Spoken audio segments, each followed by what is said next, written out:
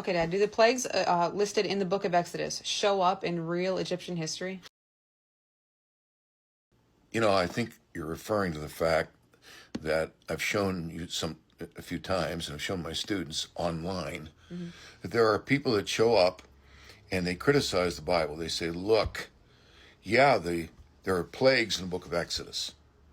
And they point out the fact correctly that those plagues were, let me say, atomic in their destruction. They weren't small things.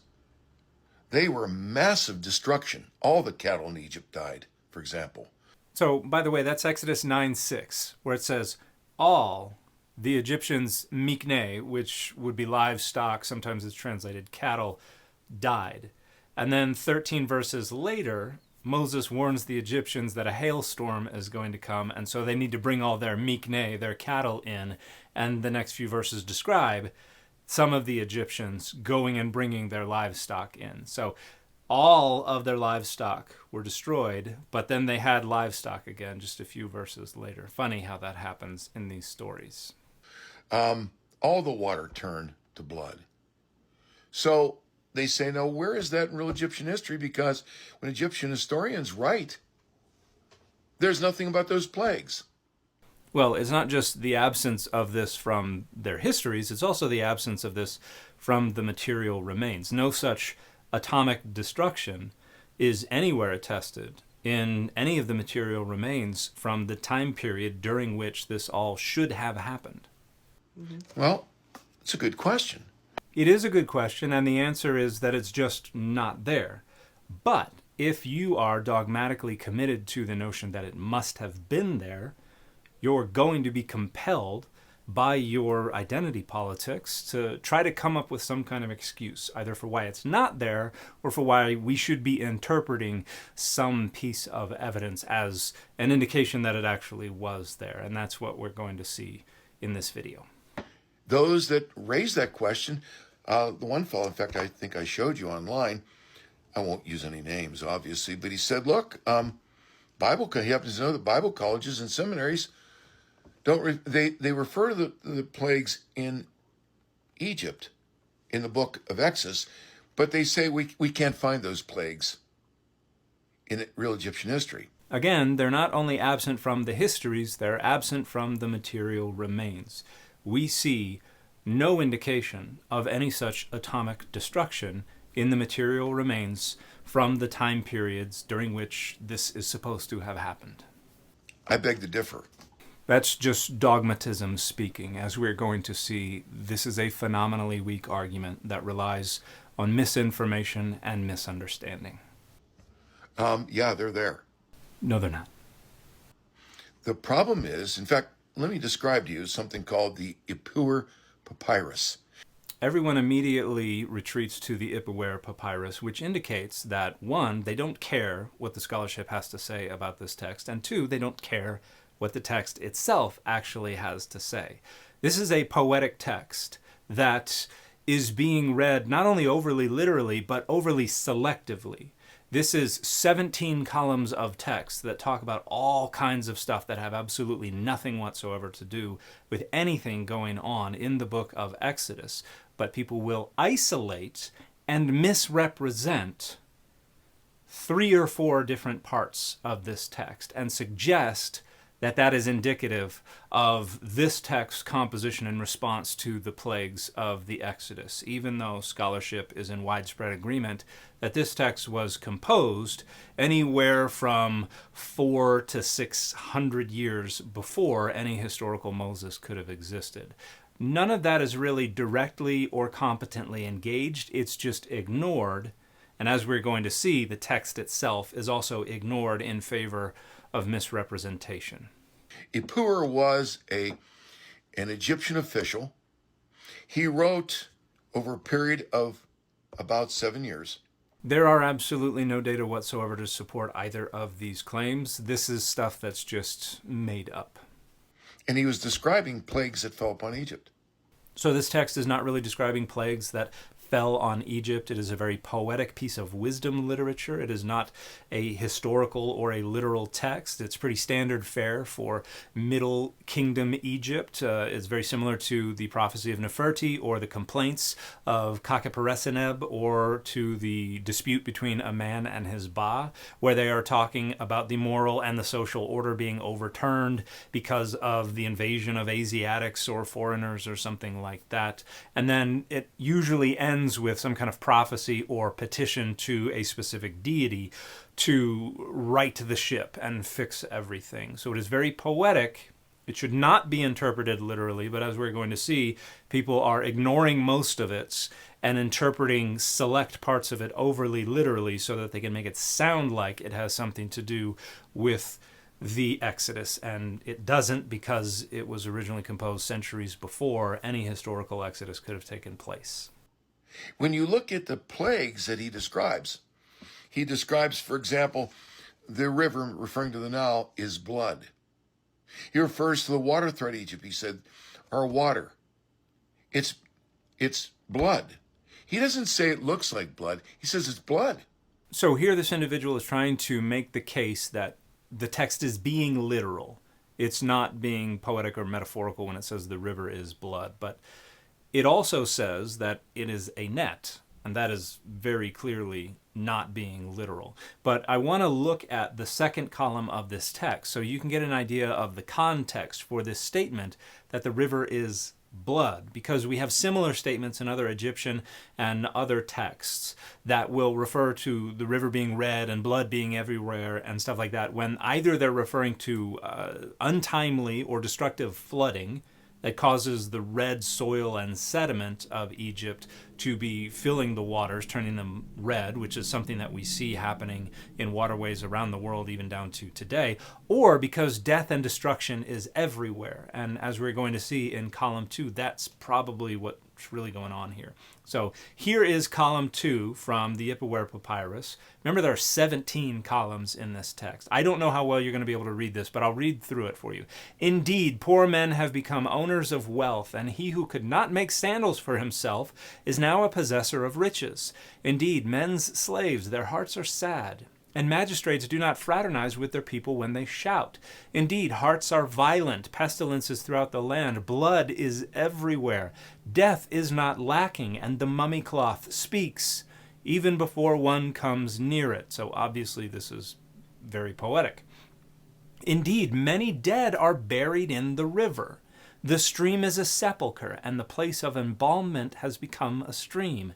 Indeed, noblemen are in distress, while the poor man is full of joy. Every town says, let us suppress the powerful among us. Indeed, men are like ibises. Squalor is throughout the land, and there are none indeed whose clothes are white in these times. Indeed, the land turns around as does a potter's wheel. The robber is a possessor of riches, and the rich man has become a plunderer.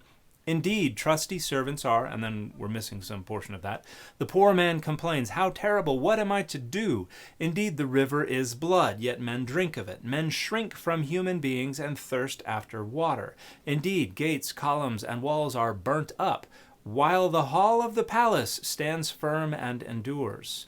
Indeed, the ship of the southerners has broken up, towns are destroyed, and Upper Egypt has become an empty waste.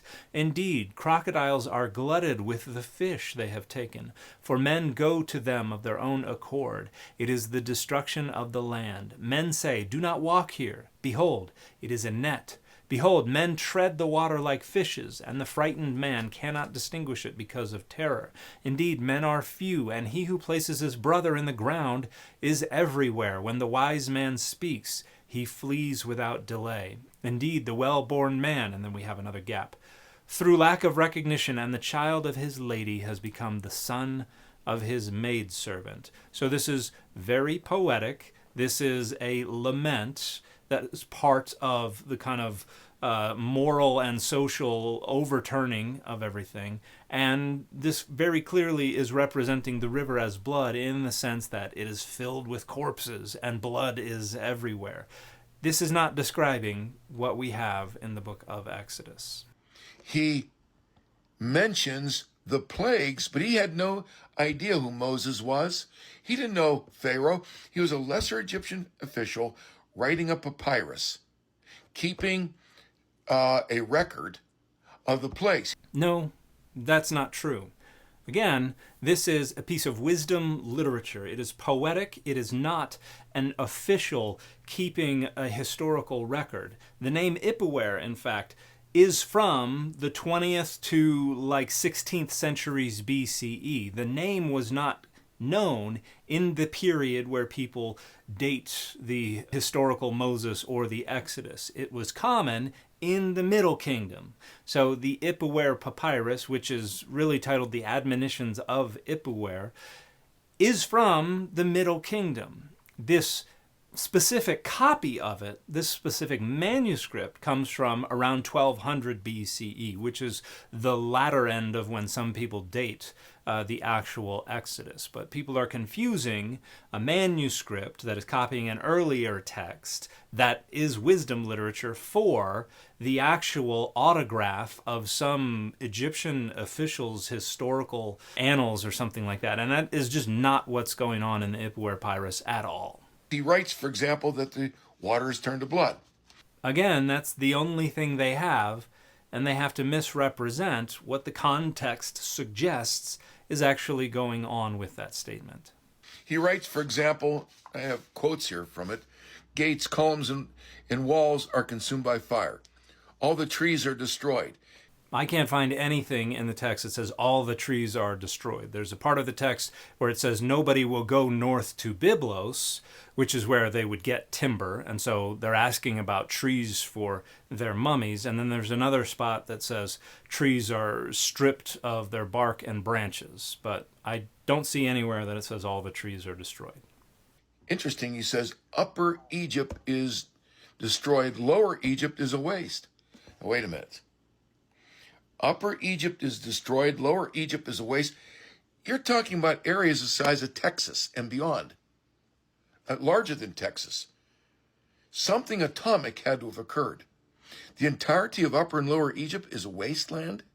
So again, this is universally acknowledged by Egyptologists to be poetic imagery, to be a lament of the sad state of affairs, to be exaggerating. So this individual requires that we interpret the few things that he wants to isolate as strictly literal and historical and inerrant, for no other reason than that is necessary in order to make this sound like it is about the plagues of Egypt. But if you actually read through the 17 columns of the Ipuwer Papyrus, you can see that it is definitely not that. The water is blood. Gates, columns, and walls are on fire. So again, we're retreating to the river being blood because that's the only thing they have. Gates, columns, and walls being burnt up doesn't really mean anything. But this also ignores the very next statement, which says that the palace remains strong and firm. That doesn't fit the picture that this individual is trying to paint of all of Egypt literally and historically being laid waste. So we're selectively picking and choosing which aspects of this text we want to highlight, and then we're misrepresenting those aspects of the text. There's hailstorms. The text says absolutely nothing whatsoever about hailstorms. That burn up the trees. The animals are moaning. Plague is upon the people, and the firstborn of Egypt die. There's so many deaths, they can't keep up. Ipuwer writes they can't keep up with burying them or disposing of the bodies, because the firstborn from Pharaoh right on down to the poor in the street, their firstborn die. So it does say the cattle are moaning. It says because of the state of the land. It does not say plague is upon the people. It says pestilence is everywhere. And firstborn are absolutely never once mentioned anywhere in the Ipuwer Papyrus. It does talk about some children dying, an awful lot of them, but not everybody's child. It talks about certain children dying, but it never identifies them as firstborn. The notion that this is a reference to firstborn is straight up false. That is just making something up that is not in the text. Now that's probably several million people. No, the estimated population of Egypt during the Middle Kingdom was probably around 2 to 2.5 million people. And they're dead. The cattle is moaning. He said the cattle have sores on them. That's exact. The text never says that cattle have sores on them. It says the cattle are moaning because of the state of the land. Locusts, plagues of locusts come in, and these locusts are coming. They are hundreds of miles long. They ate up everything. Locusts are never once mentioned at all in the Ipuwer Papyrus. This is another thing that this individual is just making up to make the Ipuwer Papyrus sound more like the plagues of Egypt. When God hit Egypt with the plagues, Moses warned him, "Let my people go." Pharaoh said no. Ipuwer records the plagues that are mentioned in the book of Exodus. No, it doesn't. Now you say, well, why don't Egyptian historians write of it? Well, there's a fellow by the name of Sir Flinders Petrie. He was shall we say, an archaeologist who was an atheist or an agnostic. And he was raised in a home, and he's bitter against his Christian parents. So I don't know where this individual is getting this information from. I have looked, and I can find no data that support the conclusion that Petrie was an atheist or an agnostic, or that he was bitter against his Christian parents. He was raised in a conservative Christian home. He was also buried by his own choice in Jerusalem in a cemetery reserved for Protestant Christians. And we have personal letters where he talks about having attended one service or another that he either liked or didn't like. But overwhelmingly, he's just concerned with the data. And he does occasionally talk about how he doesn't care about superstitions. He cares about information and the truth and facts. And he was also notoriously racist and a eugenicist. So while he does not seem to have followed in the conservative Christian footsteps of his parents, who, by the way, were also scholars, I don't find any support for this claim that he was bitter against his Christian parents or upbringing, or was an atheist or an agnostic. This sounds like an attempt to gin up a perception of Petrie as the enemy, so critical scholarship and the consensus view of Egyptology today can be dismissed as rooted in one man's atheist bitterness against his Christian parents, to make it sound like it is all methodologically corrupt from its very start, which he's going to insist is with Petrie. But I don't think the data support these assertions at all. He became kind of a founder of modern Egyptian historiography. Okay. The study of Egyptian archaeology and history back in the 1800s. Not so much historiography as archaeology. That was his main contribution. He innovated a lot of the methodologies of modern scientific archaeology. At the time, a lot of people were looking for a specific thing, and they just went barreling through everything else just to find what they were looking for. And he was like, no. We got to take time. We got to go layer through layer, and we've got to collect all of the data of all the minutiae, and that will help us build up a complete picture of what we're looking at. And he innovated the idea of using pottery sherds as one proxy for chronological change. And so he innovated a lot of the methodological foundations of modern scientific archaeology. But I would say Egyptian historiography, I don't think he was so much a pioneer of that. Although he was certainly involved in Egyptian historiography, I think his main contribution was in archaeology. And he deliberately rewrote the history and rationalized it and X'd out the biblical data. So this is simply not true. This is entirely made up. And again, I think it's made up in an effort to try to gin up a picture of Petrie as this mustache-twirling, villainous origin of all critical archaeology, as if everybody before him agreed that everything in the Bible was true until he came along and said, I hate you all so much, I'm going to create this entirely new movement. And that's simply not true. There were people generations before Petrie who, just like him, accepted certain parts of the Bible as historical and rejected other parts of the Bible as historical. So things that conflicted with the conclusions he was drawing from the excavations on which he was working and the data with which he was working. He rejected the historicity of those parts of the Bible, and other parts of the Bible thought they were historical. So I think this is an attempt to just try to demonize and vilify this figure in the history of scholarship without really knowing much about him at all. Now, it's not just him. I mentioned, and this goes beyond our discussion here, but there's a chronology problem in dating things, especially in Egypt, before 1000 BC. Well, kinda. In ancient Egyptian chronology, you have a high chronology and a low chronology. And the difference between the two is usually 10 years, sometimes 20 years. It's not huge differences. And the consensus view, particularly in light of a lot of recent research, including radiocarbon dating and things like that, sides with the high chronology the majority of the time. And the main exceptions are the intermediate periods, and particularly the second and third intermediate periods, because of the dearth of information, because the intermediate periods are periods of kind of the breakdown of the institutions that are responsible for record keeping and things like that. So it's really the second and third intermediate periods where the low chronology might have more support. And neither of these are really relevant to the dating of the Ipuwer Papyrus. But what we're going to see is this big discussion about how, oh, the dating is all wrong, therefore they misdated the Ipuwer Papyrus.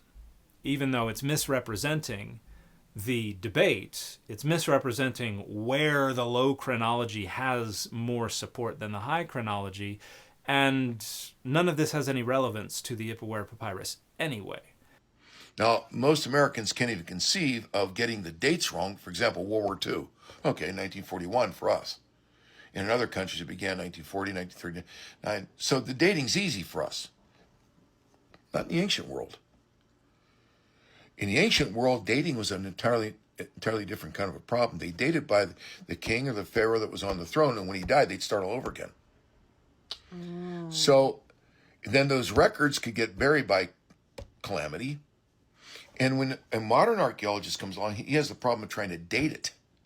Yes, they use different ways of counting years anciently, but we can use things that leave records in the material remains, earthquakes, the destruction of a city, or maybe an eclipse or something like that, to try to pinpoint those specific events. And when they are mentioned in the historical records, we can calibrate our chronology to those events.